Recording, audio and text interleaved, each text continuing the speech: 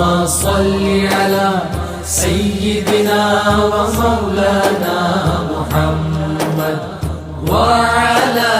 سيدنا علي وسيدتنا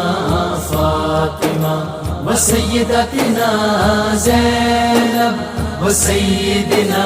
حسن وسيدنا حسين. اعوذ باللہ من الشیطان الرجیم. بسم اللہ الرحمن الرحیم. الحمد للہ رب العالمین والصلاة والسلام علی اشرف الانبیاء والمرسلین واہل بیتہ الطیبین الطاہرین المعصومین. اما بعد. سورہ مبارکہ آل-e-imran آیت نمبر 116 سے 121، 116 سے 121. پہلی آیت جو اس صفحے پہ ہمیں نظر آ رہی ہے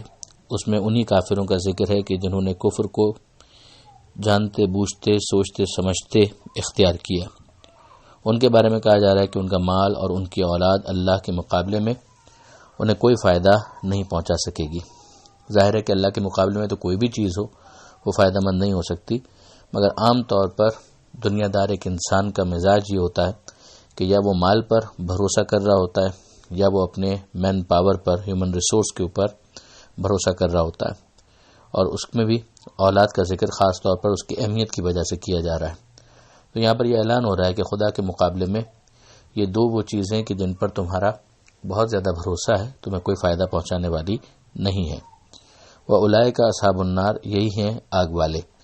جن کو جہنم کی آگ میں دھکیل دیا جائے گا. ہم فیہا خالدون، اور وہ اس میں ہمیشہ ہمیشہ رہیں گے. اب جو دنیا کے اندر جو ایک طریقہ کار بن جاتا ہے کہ اگر کسی کے پاس دنیا ہے، مال و دولت ہے، تو پھر وہ کیا کرے گا؟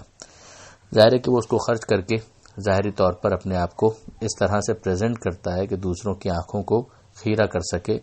بہت زیادہ شو آف کر سکے. تو یہاں پر اس خرچ کو پروردگار عالم نے کہ یہ کتنا ناپائیدار ان کا خرچ کرنا ہے اس کو سمجھایا ہے ایک مثال کے ذریعے سے، کہ ان کی مثال کی جنہوں نے خرچ کیا اس دنیا کی زندگی میں، ان کی مثال اس ہوا کی سی ہے کہ جس کے اندر بہت زیادہ برد شدید فریزنگ ونڈ ہو، ایک ایسی کہ جو بالکل تباہ کرنے والی ہوا ہو. ظاہر ہے کہ ہوا اگر اپنے اعتدال پر ہو تو وہ تو زندگی کے لیے بھی ضروری ہے، اور یقیناً وہ تو فصلوں کے لیے بھی بہت ضروری ہے، اور پھولوں کی شگفتگی کے لیے بھی بہت ضروری ہے. لیکن اگر یہی ہوا بہت زیادہ سخت ہو، چاہے گرمی کے اعتبار سے اور چاہے سردی کے اعتبار سے، تو وہی نقصان کا باعث بنتی ہے، ہلاکت کا باعث بنتی ہے. تو یہاں پر کہا جا رہا ہے کہ اس کی مثال ایسی ہے کہ جیسے ایسی ہوا ہو کہ جس کے اندر بہت سختی ہو، سردی ہو، پالا ہو، اور جو ایک قوم کی کھیتی کے اوپر جا کر گر پڑے. ایسے قوم کے جنہوں نے اپنے آپ پر ظلم کیا اور پھر ان کی اس فصل کو بالکل تباہ اور برباد کر کے رکھ دے، یعنی اس سے کوئی فائدہ حاصل نہ ہو پائے. تو ٹھیک ہے، اگر ظاہری طور پہ تھوڑا بہت شوشہ اگر اس خرچ کے ذریعے سے وہ حاصل کر پاتے ہیں تو کر لیں، لیکن بہرحال اس کے اندر ڈیوریبلٹی یا پائیداری نہیں ہے. اور پھر پروردگار عالم نے ارشاد فرمایا کہ اللہ ان پر ظلم نہیں کرتا، یہ خود اپنے آپ پر ظلم کرتے ہیں. یہ پھر ایک مرتبہ اللہ کے عادل ہونے کے اوپر ایک بہت اہم دلیل بن جاتی ہے. اب اس کے بعد جو اگلی آیت ہے، آیت نمبر 118، اس میں پروردگار عالم نے صاحبان ایمان کو نصیحت کی ہے، اور نصیحت کی ہے رازداری کے اعتبار سے کہ کس کو اپنا رازدار بناؤ اور کس کو اپنا رازدار مت بناؤ. تو ارشاد ہوتا ہے کہ یا ایھا الذین آمنو، اے ایمان لانے والو، لا تتخذوا بطانۃ من دونکم، کہ غیروں کو اپنا رازدان مت بناؤ. جو لفظ یہاں پر استعمال ہوا ہے وہ ہے بطانہ، اور اس کا مطلب ہوتا ہے وہ لباس جو اندرونی ہوتا ہے، جو انسان کے جسم سے بالکل متصل ہوتا ہے. اوپر ایک شرٹ ہے جو کہ نظر آ رہا ہے، مگر جو اندرونی لباس ہے وہ تو جسم سے بالکل قریب ہے. اس کے ذریعے سے سمجھایا گیا ہے کہ ایسا جگری دوست کسی کو بنانا، ایسا رازدان کسی کو بنانا، تو یہ دیکھ لو کہ وہ اس قابل بھی ہے کہ اس پر اعتماد کیا جا سکے. اگر وہ تمہارے دین اور ملت سے بیزاری رکھتا ہے، دشمنی کا اظہار کرتا ہے، ایک ہاسٹائل ایٹیچیوڈ ہے، تو پھر ظاہر ہے کہ ان افراد کو اپنا رازدان مت بناؤ. وہ تمہارے لیے نقصان پہنچانے کے اور نقصان کے پہنچنے کے متمنی ہے کہ کسی طرح سے تمہیں نقصان پہنچے. اور اگر کوئی چیز تمہیں نقصان دہ ہوتی ہے تو وہ انہیں بہت اچھا لگتا ہے. قد بدت البغضاء من افواہہم، جو ان کا بغض ہے، جو ان کی نفرت ہے، وہ ان کے منہ سے ظاہر ہے ان کی گفتگو، اور اگر وہ الفاظ کے ذریعے ظاہر نہ بھی کریں تو ان کے تیور، ان کا انداز، ان کا بیہیویئر یہ بتا دیتا ہے کہ وہ تمہارے بارے میں کیا سوچتے ہیں، اور جو ان کے سینوں کے اندر پوشیدہ ہے وہ اس سے بہت بڑھ کر ہے جو ظاہر ہو چکا ہے۔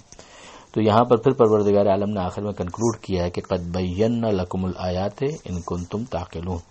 کہ ہم نے تمہارے لیے اپنی نشانیوں کو کھول کر بیان کر دیا ہے اگر تم عقل سے کام لو۔ یعنی انسان کو اگر وہ صاحب ایمان ہے تو بالکل بھولا بادشاہ نہیں ہونا چاہیے کہ وہ ہر ایک کے اوپر بھروسہ کر لے۔ اگر ایک معاشرتی معاملہ ہو، اپنا ذاتی معاملہ ہو، انفرادی معاملہ ہو تو اس کے اندر معاملات دوسرے ہوتے ہیں، مگر کچھ قومی معاملات ہوتے ہیں، ملی معاملات ہوتے ہیں، جہاں پر انسان کو بہت زیادہ کوشش ہونے کی ضرورت ہوتی ہے اور عقل کا استعمال کرنا ضروری ہوتا ہے۔ تو اب یہاں پر اگر آپ دیکھیں تو ہمیں وہ حدیث بھی یاد کرنی چاہیے کہ اتقوا فراست المؤمن، کہ مومن کی فراست سے ڈرو، فإنہ ینظر بنور اللہ، اس لیے کہ وہ اللہ کے نور سے دیکھتا ہے، مومن بے وقوف نہیں ہوتا۔ آگے یہ بات مزید بڑھتی ہے آیت نمبر 119 میں بھی، اور ارشاد ہوتا ہے کہ یہ تمہارا حال ہے کہ تم ان سے دوستیاں رکھتے ہو اور محبت کی پینگیں بڑھاتے ہو، جبکہ وہ تم سے محبت نہیں کرتے، اور تم پوری کتابوں کے اوپر ایمان رکھتے ہو۔ اور ظاہر ہے کہ یہیں پر وہ بات بٹوین دا لائنز موجود ہے کہ ان کا معاملہ یہ ہے کہ وہ ایسا نہیں کرتے۔ جو اہل کتاب کا خاص طور پہ یہود کا تو معاملہ تھا ہی کہ مسلمان جو ہیں وہ توریت پر بھی اور انجیل پر بھی اس کی جو اصل تھی کہ ہاں یہ ایک کتاب ضرور تھی تحریف سے پہلے کہ جو خدا نے نازل کی تھی، اور یہ قرآن کے اوپر بھی مسلمان جو ہیں وہ ایمان رکھتے ہیں، مگر جو یہود اور نصارہ ہیں وہ بہرحال تمام کتابوں پر ایمان نہیں رکھتے۔ جو یہود ہیں وہ انجیل کو بھی مائنس کر دیتے ہیں، اور جو نصارہ ہیں وہ قرآن کو ڈس اون کر دیتے ہیں۔ اور پھر بتایا کہ یہ لوگ وہ ہیں کہ جب تم سے ملتے ہیں تو اپنے ایمان کا اظہار کرتے ہیں، اور جب اپنی تنہائی میں ہوتے ہیں تو پھر وہ اپنی بوٹیاں کاٹ رہے ہوتے ہیں۔ یہ اردو کے محاورے کے حوالے سے حضرت علامہ سید علی نقی صاحب نے ترجمہ یہی کیا کہ اپنی بوٹیاں کاٹتے ہیں۔ وہ لفظ جو ہے انامل یعنی انگلی کی جو پورے ہیں وہ، مگر یہ محاورے کے اعتبار سے۔ تو پھر یہ کہا جائے، اس سے سمجھ میں آتا ہے کہ اس میں منافقین بھی شامل ہیں، خود اہل کتاب کا ایک نفاق والا انداز اور ایک خود منافقین کا۔ تو پھر کہا جا رہا ہے کہ قل موتوا بغیظکم، کہ آپ ان سے کہہ دیجئے کہ تم اپنے اسی غیظ کی حالت میں مر جاؤ۔ یہ ایک طرح سے بد دعا ہے، اور یہ ہمیں سمجھ میں آتا ہے کہ بعض کیسز ہوتے ہیں کہ جس کے اندر بد دعا دینا جائز ہوتا ہے، ہر موقع ایک سا نہیں ہوتا۔ پھر کہا گیا کہ ان اللہ علیم بذات الصدور، یقیناً اللہ جو سینوں کے اندر راز موجود ہیں ان کا بھی جاننے والا ہے۔ مزید ان کی جو کیفیت ہے ان کو سمجھاتے ہوئے کہا گیا کہ اگر تمہیں کوئی نیکی چھو بھی جائے، تمسسکم یعنی مس بھی کر جائے، چھو بھی جائے نیکی تو انہیں برا لگتا ہے، اور اگر تم پر کوئی برائی پوری طرح سے آ جائے تو ان کو بہت اچھا لگتا ہے۔ یہ بھی قرآن کی بلاغت ہے، لفظوں کا انتخاب، کہ برائی کے معاملے میں وہ صرف اتنے پہ خوش نہیں ہوتے ہیں کہ تمہیں برائی چھو جائے، بلکہ جب تک برائی تم پر پوری طرح سے آ نہ جائے، پوری طرح سے تم زحمت میں مبتلا نہ ہو جاؤ، تب تک وہ پوری طرح سے خوش نہیں ہوتے، اور اگر نیکی یا کوئی اچھی بات تمہیں چھو بھی جائے تو انہیں بہت ناپسند ہوتا ہے۔ اب ان کا مقابلہ کیسے کیا جائے اسے اگلے حصے کے اندر بیان کیا جا رہا ہے کہ اگر تم یہ دو صفتیں اپنے اندر پیدا کر لو تو ان کا کوئی ضرر تمہیں نقصان نہیں پہنچا سکے گا۔ وہ دو چیزیں کیا ہیں؟ ایک ہے صبر اور ایک ہے تقوی، کہ تم استقامت کا مظاہرہ کرو، پیشنس کے ساتھ ڈٹ جاؤ جو تمہارا نظریہ ہے جب تمہیں اس کی حقانیت پہ یقین ہے، اور دوسری بات یہ کہ اپنے آپ کو بچاتے رہو اور تم اپنے آپ کو خدا کی بارگاہ میں پیش نظر سمجھو اور تقوی اختیار کرتے ہوئے ضبط نفس کرو، تو ان کا نقصان تمہیں ضرر نہیں پہنچا سکے گا۔ اللہ جو یہ کر رہے ہیں اس کے اوپر حاوی ہے، ان کے اعمال کے اوپر۔ جو 121 نمبر کی آیت جو صفحے پر آخری آیت ہے اس پہ جنگ احد کا ذکر شروع ہوتا ہے، اور ظاہر ہے کہ آیت کا مزاج یہ بتا رہا ہے کہ جب جنگ ہو گئی تو پھر اس کے بعد اس کے اوپر یہ تبصرہ اس طرح سے کیا گیا۔ پیغمبر اکرم کو مخاطب کر کے کہا جا رہا ہے کہ اور وہ موقع جب آپ سویرے اپنے گھر بار سے نکلے، اس طرح کے مسلمانوں کو جنگ کے لیے مناسب مورچوں پر جگہ دے رہے تھے، اور اللہ سننے والا ہے اور اللہ جاننے والا ہے۔ اب ظاہر ہے کہ احد کا لفظ تو یہاں پر نہیں آیا، یہیں سے ہمیں سمجھ میں آتا ہے کہ احادیث کے ذریعے سے، تفسیر کے ذریعے سے، روایات کے ذریعے سے قرآن مجید کی ان مشکلات کو حل کیا جاتا ہے کہ جو وہاں پر مخفی چیزیں ہیں وہ ہمیں سمجھ میں آتی ہیں، ورنہ یہاں پر بہرحال کسی میدان کا ذکر ہو رہا ہے مگر وہ احد کا میدان ہے، وہ ہمیں بہرحال روایت کے ذریعے سے سمجھ میں آتا ہے۔ اور پھر اس کا جو مزاج ہے کہ اس موقع پر پیغمبر اکرم نے احد کے میدان کے اندر باقاعدہ مورچوں کے اوپر فکس کیا تھا کہ کس کو کہاں پر پلیس کرنا ہے. ہم جانتے ہیں کہ جنگ احد کے اندر ایک احد کا پہاڑ اور سامنے ایک درہ، اور اس درے کے اوپر پیغمبر اکرم نے 50 تیر اندازوں کو مقرر کیا تھا اور یہ کہا تھا کہ کچھ بھی ہو جائے تم نے اپنی جگہ نہیں چھوڑنی، اس لیے کہ اگر وہ اس جگہ کو چھوڑ دیتے ہیں تو اس کا نتیجہ یہ نکلتا ہے کہ میدان میں موجود جو مجاہدین ہیں، مسلمان ہیں، انہیں دوسری طرف کی اطلاع بالکل نہیں ہو پائے گی اور وہ خطرے کا شکار ہو سکتے ہیں، اور یہی بعد میں بدقسمتی سے ہوا بھی. اب ظاہر ہے کہ جنگ احد کی جو جنگی تفصیلات ہیں ان کو پڑھنے کے لیے سیرت کی کتابوں کی طرف رجوع کرنا پڑے گا. تاریخ اسلام حضرت علامہ سید علی نقوی صاحب کی کتاب بہت عمدہ ہے، اس پہ بھی ان تفصیلات کو کچھ نہ کچھ دیکھا جا سکتا ہے، اور خاص ان مورچوں کو سمجھنے کے لیے کہ کیا پوزیشن تھی آثار اسلامی